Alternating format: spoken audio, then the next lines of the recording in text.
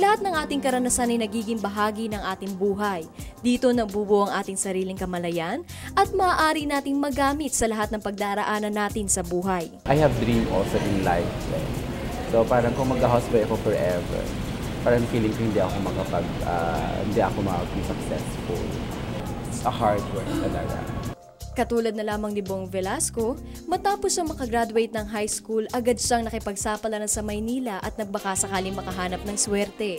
Dito 1 taon siya naging houseboy hanggang sa ginugol niya ang kanyang panahon sa pagiging dishwasher at nakaipon ng ilang karanasan sa buhay.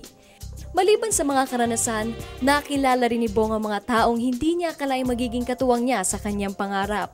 At dahil naman sa tiyaga at sipag na kanilang nakita kay Bong, sinuportahan siya ng kanyang mga kaibigan at pamilya upang buuin ang lahat ng kanyang karanasan sa isang pangarap na nais niya makamtan.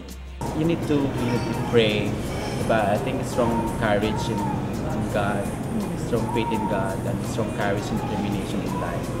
Mula sa disenyo hanggang sa pagkaing hinahanda nito ay binubuo ng bilog kung saan ay sumisimbolo sa lahat ng kanyang naging karanasan sa loob at labas ng bansa. Maging ang kanyang personalidad ay nakikita sa restaurant. Ngayon nakikita niya ang kanyang sarili sa kanyang mga tauhan, kaya naman bilang ganti siya naman ngayon ang naging instrumento sa mga ito upang makamit nila ang kanilang pangarap.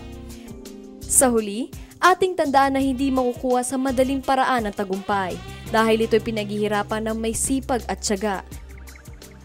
Zarina Lusuegro, News Team 13.